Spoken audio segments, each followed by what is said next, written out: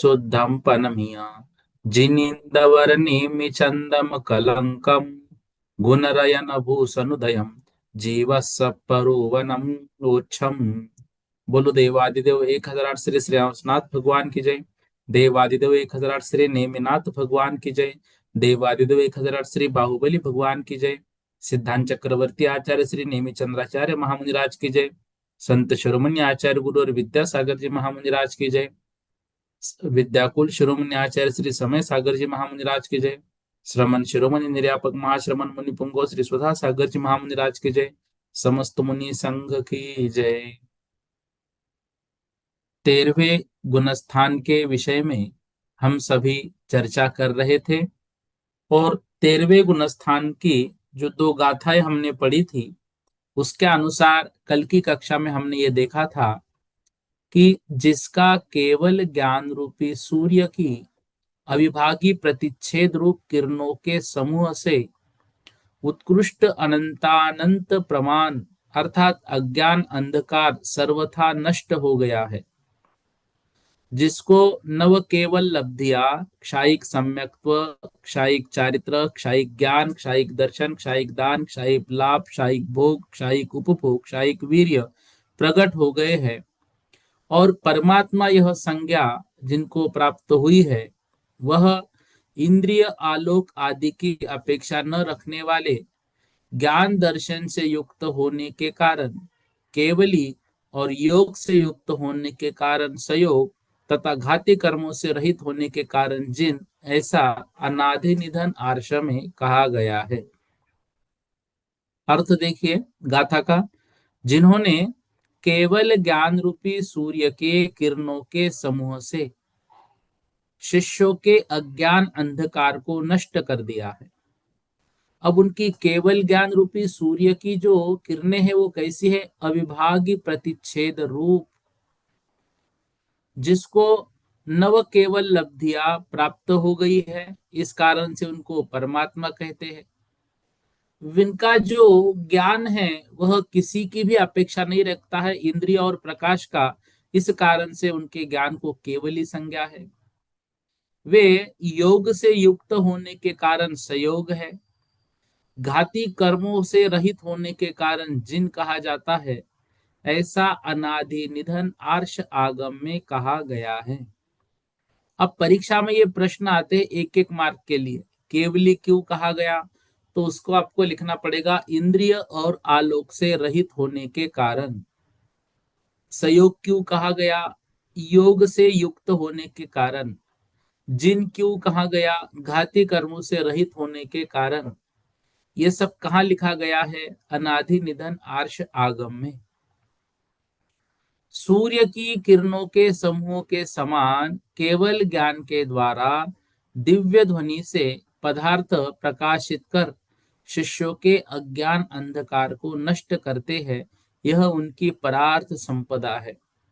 एक बार निर्यापक महाश्रमण मुनि पुंगव सुधा सागर महाराज जी का प्रवचन चल रहा था और उन्होंने अपने प्रवचन में कहा कि केवल ज्ञानी भगवान सबसे ज्यादा दान देते, सबसे बड़ा दान देते हैं। अब हम सब लोग उनसे पढ़ते थे उस समय समय साथ, तो गुरुजी को हमने पूछा, गुरुजी केवल ज्ञानी भगवान क्या देते हैं? उनके पास तो पैसा नहीं, धन नहीं। तो बोले केवल ज्ञानी भगवान अपने दिव्य ध्वनि के माध्यम से जो शिष्यों के अज्ञान अंधकार को नष्ट करते हैं वह उनका सबसे बड़ा दान है। उससे बड़ा दान और कोई नहीं कर सकता। मतलब ये यहाँ पर देखो, ये आगम में भी लिखा है, ये उनकी परार्थ रूप संपदा होती है जो दूसरों के काम आती है। फिर लिखा है स्वार्थ रूप संपदा, नव केवल लब्धि सहित होने से वे परमात्मा है। अब ये नव केवल लब्धियां उनकी अपनी आत्मा के लिए बहुत कार्यकारी होती है। क्षायिक सम्यक तो क्षायिक चारित्र, क्षायिक ज्ञान, क्षायिक दर्शन, क्षायिक दान, क्षायिक लाभ, क्षायिक भोग, क्षायिक उपभोग और क्षायिक वीर्य, ये नव उनकी जो है ये लब्धियां, उसको केवल लब्धियां कहते हैं। सयोग क्यों कहा? योग सहित होने से। केवली क्यों कहा? असहाय ज्ञान दर्शन होने से। जिन क्यों कहा? घाती कर्मों के समूल नाश से उनको जिन कहा जाता है। अब ये जो बातें हैं ये 64 नंबर की गाथा में है। हमने कल सिर्फ 63 नंबर की गाथा पढ़ी थी, और 64 नंबर के नहीं 64 नंबर की भी गाथा हमने पढ़ी थी कि असहाय नान दंसन सही हो। जो केवल ज्ञानी भगवान है वो असहाय ऐसे ज्ञान और दर्शन से सहित है। यहाँ पर हमने ये व्याख्या देखी थी कि उनके ज्ञान को असहाय कहा। संसार में तो यूं किसी को असहाय कहा जाता है कब? जब उनकी सहायता करने वाला कोई नहीं हो। लेकिन यहाँ पर ज्ञान को असहाय कहा, इसलिए कहा क्योंकि उनका जो ज्ञान है वो अब इंद्रिय या मन या प्रकाश किसी की भी आवश्यकता उस ज्ञान को नहीं है, अपने आप सब झलक जा रहा है। ऐसे ज्ञान और दर्शन से जो सहित है, केवली इस कारण से वो होते हैं, किसी की सहायता नहीं लेते हैं। जोगे न जुत्तो, वो योग से युक्त है, इस कारण से वो सजोगी जिनो। योग से युक्त ही उनको सयोगी जिन कहा गया। ऐसा अनाई निधन ऋषे उत्तो, ऐसा अनादि निधन आर्ष परंपरा में लिखा गया है, ऐसा ऋषि मुनियों ने कहा है। अब यहाँ पर जो उनके लिए जिन संज्ञा दी जाती है, तो ये भी परीक्षा में, पिछले परीक्षा में आया था ये प्रश्न 1 मार्क के लिए। क्यों? क्योंकि घातिया कर्मों का समूल नाश उन्होंने किया है।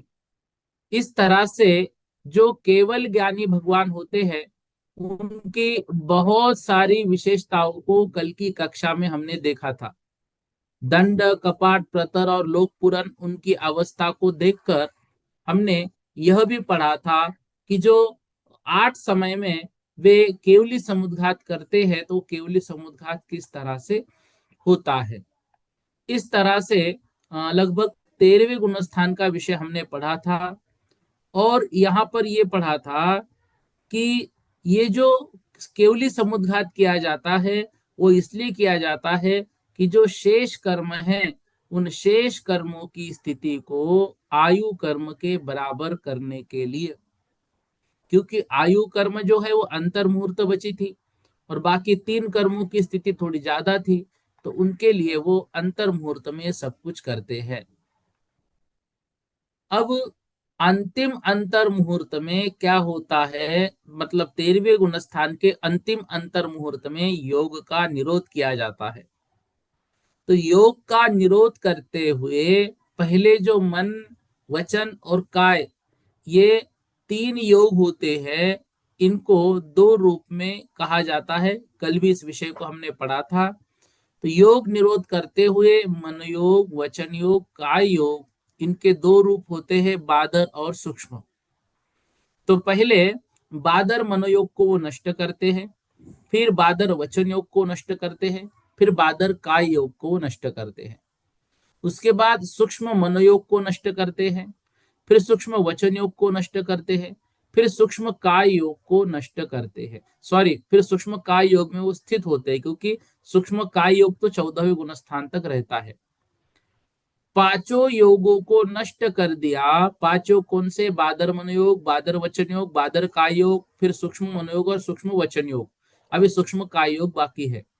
इसके बाद तीसरा शुक्ल ध्यान उनको वो लगाते हैं या लगाया जाता है, जिसका नाम हमने कल पढ़ा था सूक्ष्म क्रिया प्रतिपातिर। जब सूक्ष्म क्रिया रह गई, बस सूक्ष्म काय योग शेष है। उस सूक्ष्म काय योग में स्थित होकर संपूर्ण रूप से योग निरोध हो रहा है, उसका भी वो नाश करने वाले हैं। जैसे ही अंतम अंतर मुहूर्त उनका करीब आता है तो यह तीसरा शुक्ल ध्यान लगाया जाता है, और काय को भी यहाँ पर, मतलब जो सूक्ष्म काय योग बचा है उस सूक्ष्म काय योग को भी नष्ट किया जाता है। अब जैसे ही काय योग नष्ट हो गया, 14वां गुणस्थान प्रकट होता है। उस 14वें गुणस्थान का नाम है अयोग केवली। अब अयोग केवली गुणस्थान प्रकट होता है। इस अयोग केवली गुणस्थान के काल को हमने कल समझा था कि वैसे तो अंतर्मुहूर्त कहा जाता है, लेकिन अंतर मुहूर्त भी कौन सा, जो संपूर्ण द्वादशांग के पाठ को मात्र अंतर मुहूर्त में पूर्ण कर लेते हैं। ऐसे वचन बल रिद्धि धारक मुनिराज जो होते हैं, वो अपने वचन बल के रिद्धि से संपूर्ण द्वादशांग के पाठ को मात्र अंतर मुहूर्त में पूर्ण करते हैं। ऐसे मुनि महाराज जी को 5 लघु अक्षर प्रमाण, कौन से, वो ऐ अ ई उ रिल री, ये 5 अक्षर बोलने में जितना समय लगेगा, आप अब सोचिए, जो संपूर्ण द्वादशांग अंतर्मुहूर्त में कर रहे हैं तो उनको अ ई उ रील री बोलने में कितना समय लगेगा, बहुत कम समय। उतना ही काल 14वें गुणस्थान का होता है। अब इतने समय में सिद्ध दशा की प्राप्ति हो जाएगी, लेकिन उतने समय में ही वे 85 प्रकृतियों की जो सत्ता उनके पास थी, उन 85 प्रकृतियों को नष्ट कर देते हैं। अर्थात 14वें गुणस्थान में जो चौथा शुक्ल ध्यान लगाया जाता है, विपरीत क्रिया निवर्तिनी, उस मतलब शुक्ल ध्यान के द्वारा 85 प्रकृतियों को नष्ट करते हैं। 63 प्रकृतियां पहले नष्ट हो गई थी, 63 के बाद जो बची थी वो 85 प्रकृतियां थी। 85 प्रकृतियां 14वें गुणस्थान में शुक्ल ध्यान के माध्यम से नष्ट करते हैं।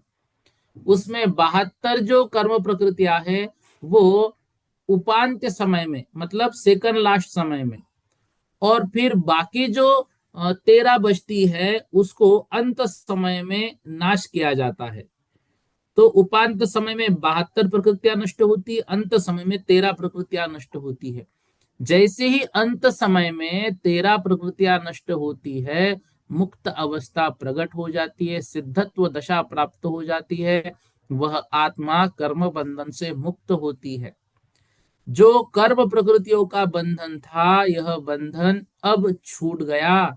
आत्मा इस मध्य लोक से ऊर्ध्व गमन करते हुए लोकाग्र में चली जाती है, और लोक के बाहर धर्म अधर्म द्रव्य नहीं है, इस कारण से लोक के अग्र भाग में वह स्थिर हो जाती है।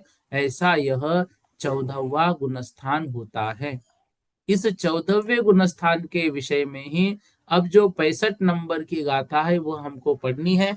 फिर हम यहाँ की 25 प्रकार की प्रकृतियां कौन कौन सी नष्ट हो रही है, हमने जो 63 प्रकृतियां नष्ट हुई थी उन सबके नाम, उन सबका समय, उन सबके गुणस्थान 2-3 दिन से आपको बताए हैं। आज 85 प्रकृतियों को भी हम देखने वाले हैं। आइए 65 नंबर की गाथा जो है आप अपने ग्रंथ में भी निकालिए, नहीं है ग्रंथ तो स्क्रीन पर देखिए। जो पढ़ रहे उनसे निवेदन है, से आप ग्रंथ मंगा कर ही अध्ययन, आपको बहुत आनंद आएगा ग्रंथ के साथ अध्ययन करने में। 65 नंबर की गाथा देखिए। सीले सिम संपत्तो, सीले सिम संपत्तो,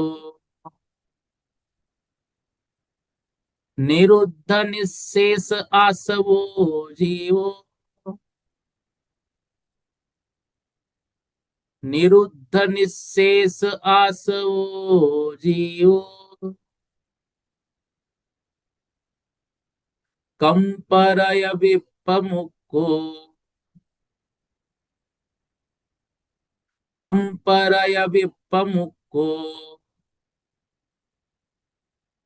गय जोगो केवली होदी, गय जोगो केवली होदी। एक साथ लेंगे।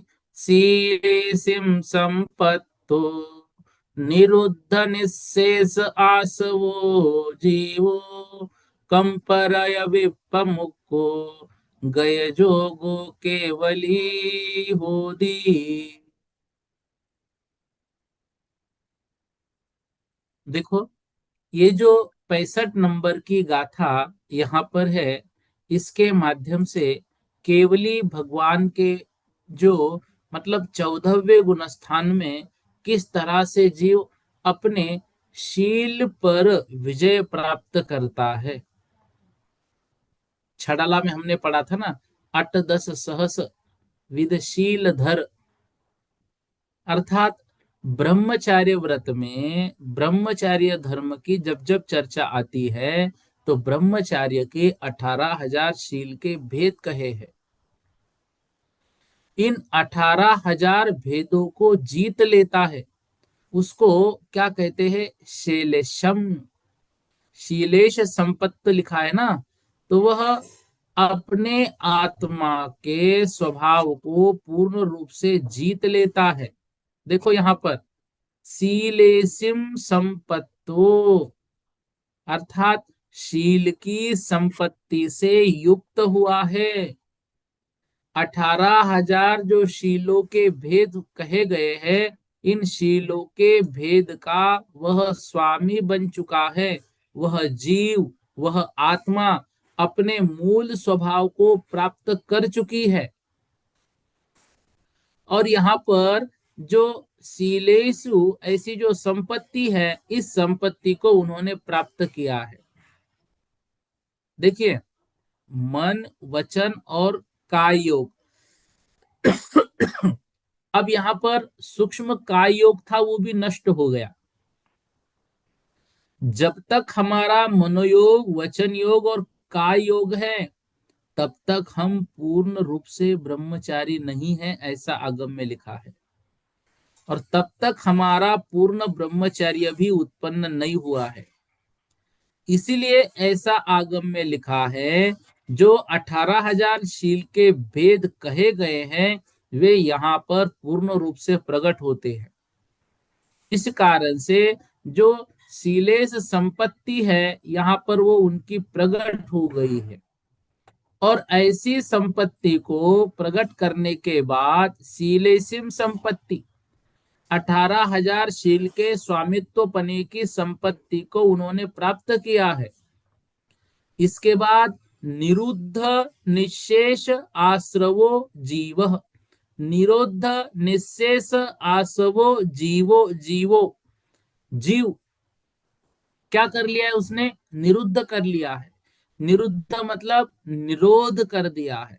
किसका निरोध कर दिया है, निशेष समस्त, निशेष मतलब समस्त आश्रव का, उस जीव ने सभी प्रकार के अर्थात 18,000 शील रूपी संपत्ति से जो युक्त हुए हैं, 18,000 शील के जो स्वामी हुए हैं, मनोयोग वचन योग काय योग यहाँ पर कुछ भी नहीं है। जब तक ये तीनों योग होते हैं, पूर्ण ब्रह्मचारी अवस्था नहीं होती है। और जब ये तीनों योग यहाँ पर नष्ट हो गए, तो 18,000 शील इनके प्रकट हो गए, उनके ये स्वामी बन गए। उसके बाद निरुद्ध निशेष आसवो जीवो, निरुद्ध मतलब निरोध कर दिया है, निशेष मतलब समस्त आश्रव का जिन्होंने। फिर क्या बता रही है, कर्म रय विप्प मुक्को, कर्म कर्म रूपी रज, तो कर्म रूपी रज से विप्प मुक्को, जो बहुत अच्छी तरह से मुक्त हो चुके हैं। वी मतलब विशेष प्रकार से, प मतलब प्रकृतता से, प्रकृष्ट रूप से। तो जिन्होंने जो नवीन कर्म बनने वाले हैं, उस नवीन कर्म को हम बोलते हैं बध्यमान। तो बध्यमान नवीन कर्म रूपी रज से जो सर्वथा रहित हुए हैं, मन वचन काय के योग से रहित पने से जो अयोगी हुए हैं, वे विद्यमान नहीं हैं। ऐसे योग जिनके, उनको अयोगी कहते हैं। ऐसे अयोगी, ऐसे अयोग केवली जो है परमेष्टि होते हैं।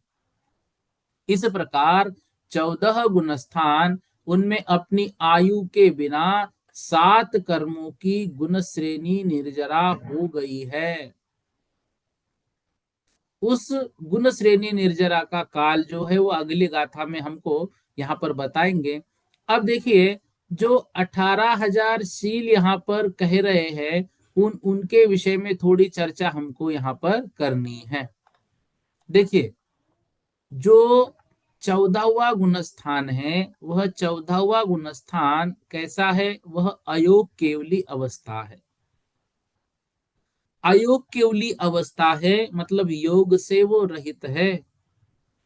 तो ऐसे जीव 18,000 शील के भेद के स्वामी हैं।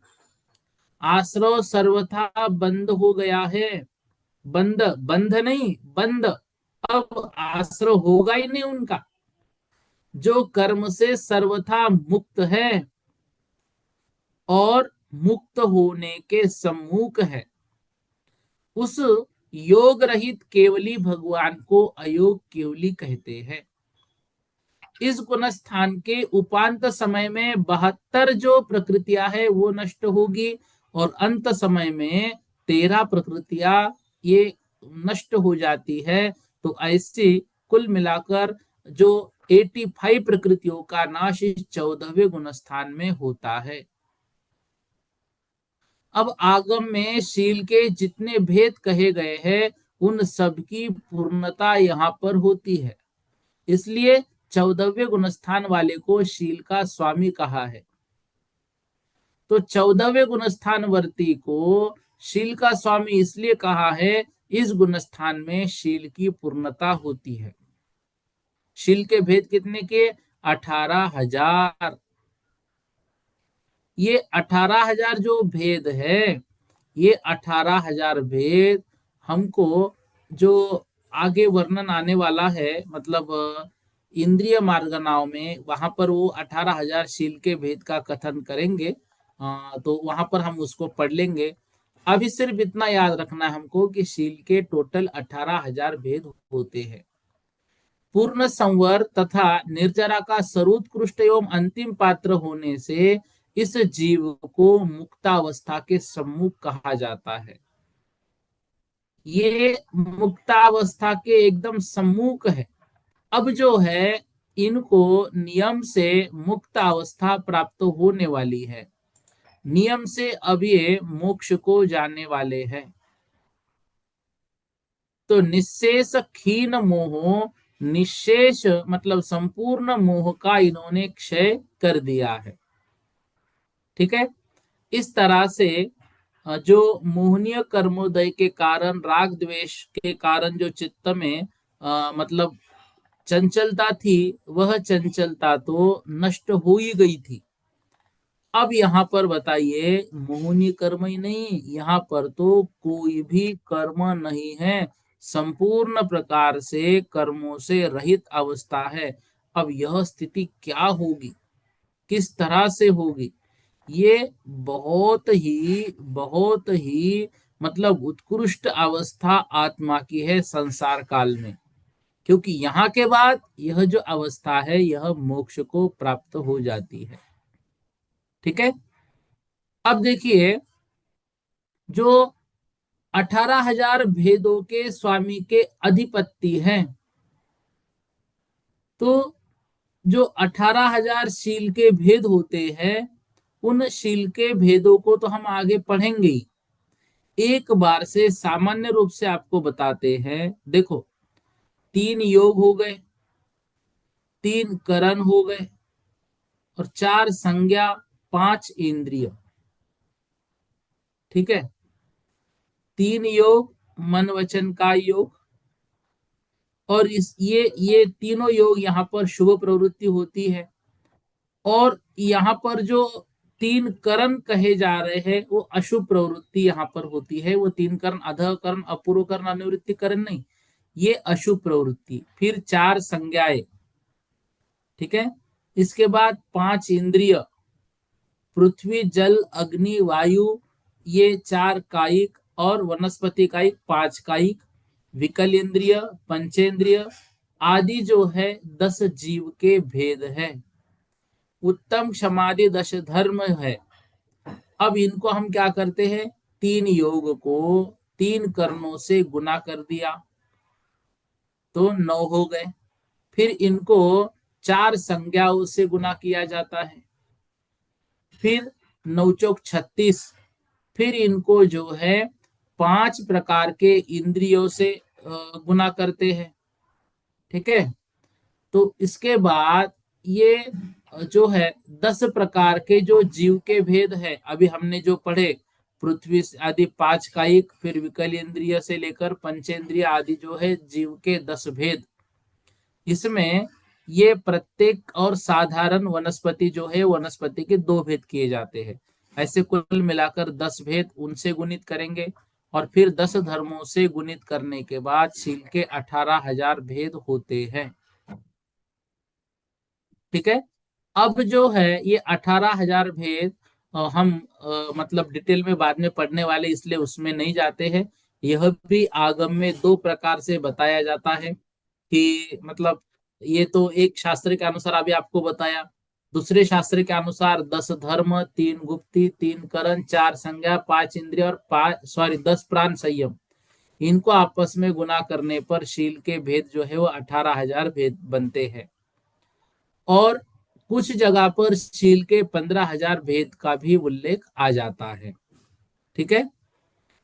तो देखो, जो 18,000 शील के भेद होते हैं, वो 18,000 शील के भेदों में जो स्त्री है, उस स्त्री और पुरुष, ये चेतन अचेतन, तो चेतन स्त्री कौन सी हुई, जो साक्षात है, अचेतन में काष्ठ पाषाण चित्र आदि में रहने वाली, ऐसे 3 3 भेद इनके किए जाते हैं। मन वचन काय के 3 भेद जो होते हैं, मतलब योगों से, फिर कृतकारित अनुमोदना से, फिर 5 इंद्रिय, फिर द्रव्य और भाव जो है, इस तरह से ऐसा गुणित गुणित करने पर ये भेद होते हैं। तो उन 18,000 का वर्णन एक सामान्य रूप से आपको बता दिया है, विशेष रूप से जब आगे आएगा तब हम उसको समझेंगे।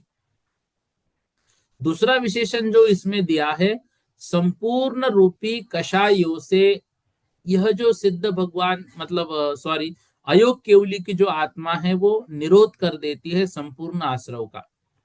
तो नवीन कर्मों का परम संवर यहाँ पर हो गया।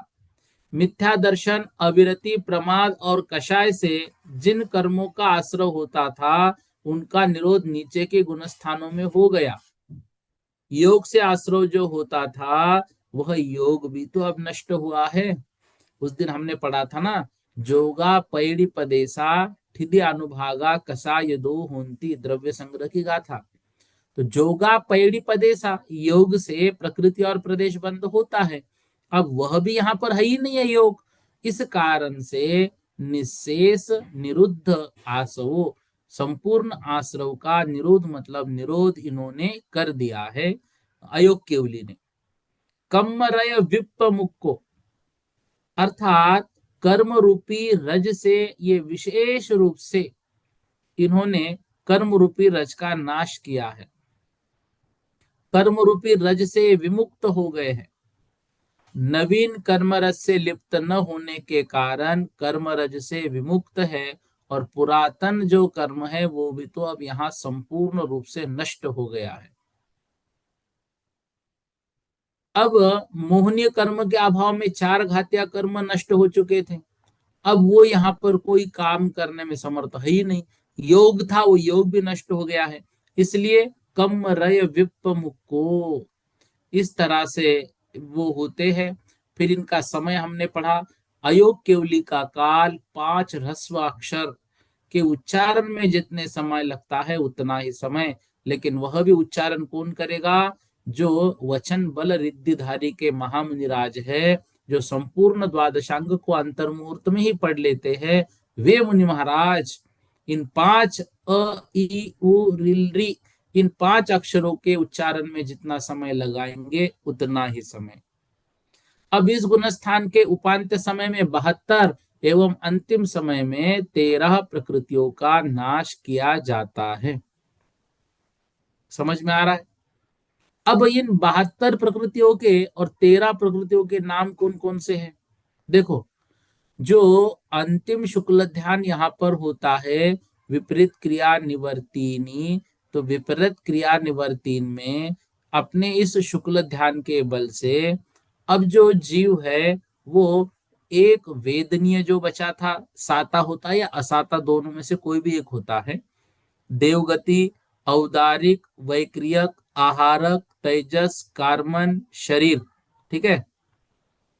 5 बंधन, 5 संघात, 6 संस्थान, औदारिक शरीर अंगोपांग, वैक्रियक शरीर अंगोपांग, आहारक शरीर अंगोपांग, 6 सहनन, 5 प्रशस्त और अप्रशस्त, या तो प्रशस्त होते या अप्रशस्त ऐसे वर्ण, फिर 2 गंध, 5 प्रशस्त या अप्रशस्त जो रस है उन रसों का, 8 जो है वो स्पर्श का, जो 8 प्रकार के स्पर्श होते हैं, फिर देव गत्यानुपूर्वी, फिर अगुरु लघु, उपघात, परघात, उच्छ्वास, प्रशस्त विहायोगति, अप्रशस्त विहायोगति, अपर्याप्त, प्रत्येक शरीर, स्थिर, अस्थिर, शुभ अशुभ नाम कर्म, दुर्भग, सुस्वर, दुस्वर, अनादेय, अयश कीर्ति, निर्माण और नीच गोत्र, ऐसी 72 प्रकृतियों का ये उपांत समय में नाश कर देते हैं। बस यहाँ पर एक देवगत्यानुपूर्वी जो आई है और देवगति आई है, वो किस कारण से दिए, हमने प्रश्न एक बार गुरुजी से किया था, तो गुरुजी बोले नियम है, क्योंकि सारे आयु सारे गति तो पहले नष्ट हो चुके, अब यहाँ पर उसका काम नहीं है, लेकिन फिर भी देवगति और देवगत्यानुपूर्वी का नाश उपांत समय में इनका होता है। अब ये नियम है, क्यों, इसका कारण नहीं। इसके बाद जो अंतिम समय में 13 प्रकृतियों का नाश किया जाता है, उसमें एक वेदनीय, मनुष्यायु, मनुष्य गति, पंचेंद्रिय जाति, मनुष्य गति, गत्यानुपूर्वी, त्रस, बादर, पर्याप्त, सुभग, आदेय, यश कीर्ति, तीर्थंकर और उच्च गोत्र, इन 13 प्रकृतियों का इस गुणस्थान के अंतिम समय में वियोग हो जाता है। अब यहाँ पर भी मनुष्यायु, मनुष्य गति और मनुष्य गत्यानुपूर्वी ये क्यों दिए हैं, मतलब इनका देखो आयु का नया आयु तो बंद होना नहीं है, फिर ये अंतिम समय तक क्यों आए बंद, ये पहले नष्ट हो जाने चाहिए थे लेकिन यहाँ तक क्यों रहे, तो इसका कोई कारण नहीं है, ये यहाँ पर नष्ट होते, बस ये नियम है, बाकी और कुछ भी नहीं है। इस तरह इनके नाम जो है आपको याद नहीं भी रहे तो चलेगा, कोई जरूरी नहीं, मतलब 85 प्रकृतियां कौन कौन सी ऐसा प्रश्न नहीं आता है। जो गाथाएं हैं उन गाथाओं का अर्थ में जो जो विषय है उससे संबंधित ही प्रश्न बनते हैं। फिर भी 14 गुण स्थानों में कर्मों के नष्ट होने का जो क्रम आपको बताया है, वह क्रम लिखकर मैं आपको ग्रुप पर भेज दूंगा। मतलब जो आपको अभी तक पीडीएफ प्राप्त हुई है उस पीडीएफ में ये सब विषय ऐड नहीं है, तो इस विषय को भी ऐड करके आपके पास जो है वो भेज दूंगा, ताकि आपको याद रहे कि कहाँ पर कौन से कर्म का नाश हो रहा है।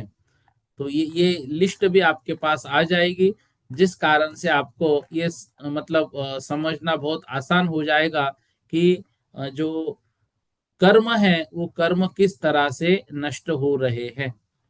इस प्रकार से जो मतलब 148 कर्म प्रकृतियां है, उन 148 प्रकार की कर्म प्रकृतियों के नाश होने का या नष्ट होने का जो क्रम है वो भी आपको याद रहेगा। वो परीक्षा में पूछा नहीं जाता है, लेकिन एक सामान्य रूप से हमको याद होना चाहिए कि कौन से कर्म को कहाँ पर हम नष्ट करते हैं, क्योंकि हमें नष्ट एक दिन तो करना है ही। ठीक, अब देखिए ये जो सिद्ध अवस्था के पूर्व की स्थिति है, यहाँ पर ये जो जीव है, यह जीव और क्या क्या करता है, ठीक है ना, तो यहाँ पर और क्या विशेषताएं हैं, उन चीजों को थोड़ा सा समझते हुए एक दो गाथाएं और भी यहाँ पर दी जा रही है। ठीक है, उसके बाद जो 14वां गुणस्थान है उन गुणस्थान की दो तीन विशेषताएं और बची है, वो आपको बताऊंगा। उसके पूर्व दो गाथाओं का अध्ययन और कर लेते ताकि थोड़ी हमारी स्पीड बढ़े। ये जो दो गाथाएं आ रही है 66 और 67 नंबर की, इन गाथाओं को या इस गाथा के जो अर्थ है उसको तत्वार सूत्र के मतलब दूसरे अध्याय के अंतिम सूत्र में हमने पढ़ लिया था कि सम्यक दृष्टि श्रावक वीरता अनंत वियोजक दर्शन मोह क्षपकोप शमकोप शांत मोह क्षपक क्षीण मोहजना क्रमशोह गुणश्रेय कमशोह निर्जरा, जो सूत्र पढ़ा था हमने, जो असंख्यात गुणी निर्जरा करते हैं उनका क्रम यहाँ पर आपको बताया जा रहा है। ठीक है, 66 नंबर की गाथा देखिए। सम्मतुत्पत्तिये, सम्मतुत्पत्तिये सावयविरदे अनंतकं मनसे, सावयविरदे अनंतकं मनसे दंसन मोह खवगे, दंसन मोह खवगे कसायवुव सामगेयवुव संते, कसायवुव सामगेयवुव संते। एक गाथा और। खवगे यखी न मोहे, खवगे यखी न मोहे जिने सुदौवा असंख गुनीद कमा, जिने सुदौवा असंख गुनीद कमा तौ विवरिया काला, तौ विवरिया काला संखे जगुन कम्मा होंती, संखे जगुन कम्मा होंती। एक साथ बोलेंगे। सम्मतुत्पत्तिये सावयविरदे अनंतकं मनसे दंसन मोह खवगे कसायवुव सामगेयवुव संते खवगे यखी न मोहे जिने सुदौवा असंख गुनीद कमा तौ विवरिया काला संखे जगुन कमा होती। देखिए, अब यह जो एक ही जीव की अपेक्षा गुण श्रेणी निर्जरा होती है, उसके जो 10 स्थान हैं वो बता रहे हैं।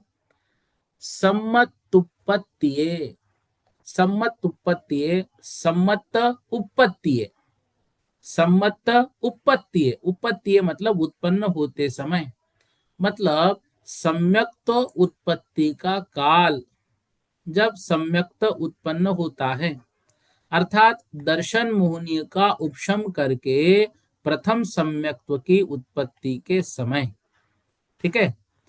फिर सावय, सावय अर्थात देश विरति, सावय अर्थात देश विरति। और उसके बाद दिया है विरदे, विरदे अर्थात संयमी। फिर अनंत कम्मन से, अनंत कम्मन से अर्थात अनंतानुबंधी कषाय की विसंयोजना करने वाला जीव। दंसन मोहक खवगे अर्थात दर्शन मोहनीय की क्षपना करने वाला।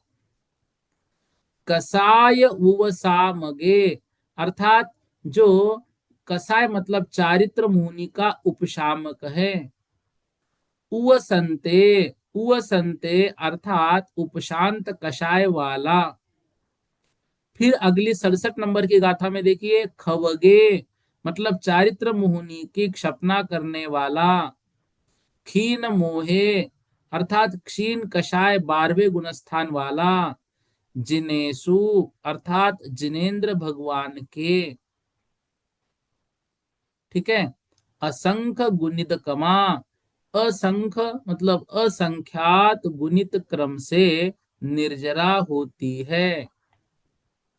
तौवरिया काला अर्थात इन स्थानों में, तौरिया मतलब इस स्थान के ऊपर, मतलब उत्तर उत्तर, पहला जो स्थान किया उसके ऊपर दूसरा स्थान, फिर तीसरा स्थान जो बताया, मतलब सम्मत उत्पत्ति, सावय उसके ऊपर विरदे, उसके ऊपर अनंत कम से, मतलब दर्शन मोहिनी की उत्पत्ति, दर्शन मोह का नाश करके सम्यक्तों की उत्पत्ति करने वाला, उससे ज्यादा देशवृत्ति की, उससे ज्यादा संयमी की, उससे ज्यादा अनंत अनुबंधी कषाय की विषय योजना करने वाली की, उससे ज्यादा दर्शन मोह की क्षपना करने वाली की, उससे ज्यादा चारित्र मोह का उपशामक, उससे ज्यादा उपशांत कषाय मतलब 11वां गुण स्थान, उससे ज्यादा चारित्र मोह की क्षपना करने वाला, क्षपक श्रेणी चढ़ने वाला, उससे ज्यादा जो क्षपक श्रेणी करके क्षीण कषाय को प्राप्त हुआ, उससे ज्यादा जिनेन्द्र भगवान की। ऐसे इन स्थानों में उत्तर उत्तर तव्वी वरिदो कालो, इसका अर्थ होता है इन स्थानों में उत्तर उत्तर असंख्यात गुनी निर्जरा होती है। ठीक है। अब तव्वरीय काला संखेज गुण कम्मा होती, संख्यात गुणित क्रम से जो है इनकी निर्जरा होती रहती है। देखिए यहाँ पर जो सातिशय मिथ्या दृष्टि होता है, मतलब करण लब्धि के अंतिम समय में स्थित जो प्रथमोपशम सम्यक्त्व प्राप्त करने वाला जीव है, यह पहला गुणस्थान, पहले गुणस्थान के अंतिम समय में मतलब प्रथम उपशम सम्यक्त्व जीव के निर्जरा होती है। देखो आप, अवस्था कौन सी है? मिथ्यात्व गुणस्थान वाली, लेकिन सम्यक तो प्राप्त होने वाला है तो उनकी भी निर्जरा वहां पर हो रही है। ठीक है। तो ये सातिशय मिथ्या दृष्टि जीव की निर्जरा कही है, कितनी निर्जरा कितनी कही है? तो यहां पर बता रहे हैं असंख्य, फिर संखेज गुणित क्रमा, संख्यात गुण श्रेणी निर्जरा यहां पर हो रही है। तो इससे ये असंख्यात गुण निर्जरा तो हो ही रही है, लेकिन संखेज गुण कम्मा, संख्यात गुणित क्रम से असंख्यात गुणी निर्जरा यहां पर हो रही है। तो सातिशय मिथ्या दृष्टि जीव की, फिर उससे ज्यादा बात दिया अवृत्ति श्रावक मतलब सम्यक दृष्टि है वो, फिर अनुव्रति यह भी श्रावक है, जो विरति शब्द दिया वो मुनियों के लिए है, अनंतानुबंधी की विषय योजना करने वाला यह जीव होता है चौथे से सातवें गुण स्थान वाला, दर्शन मुहुनि के अक्षय करने वाला चौथे से सातवें गुण स्थान वाला, जो चारित्र मोह का उपशम करने वाला उपशामक है वो 8वें से 10वें गुण स्थान वाला, उपशांत मोह मतलब चारित्र मोह का उपशम करने के बाद 11वां गुण स्थान, उससे ज्यादा चारित्र मोह का क्षय करने वाला क्षपक श्रेणी का आरोहण क्षपक 8वें से 10वां गुण स्थान, क्षीण मोह अर्थात संपूर्ण चारित्र मोह का क्षय करने वाला 12वां गुण स्थान, स्वस्थान सहयोगी संपूर्ण घातिया कर्म के क्षय के बाद केवल ज्ञान में स्थित केवली, और सहयोग केवली योग निरोध करने वाले सहयोग केवली जिन। इस तरह से इनकी जो निर्जरा है वह आगे आगे जो है असंख्यात असंख्यात गुनी वृद्धि लिए हुए है। ठीक है ना। तो जिनेन्द्र भगवान जो है 13वें गुण स्थानवर्ती, उनसे भी असंख्यात गुनी निर्जरा 14वें गुण स्थान वालों की होती है। ठीक है ना। संयोग केवली से असंख्यात गुनी निर्जरा अयोग केवली की होती है।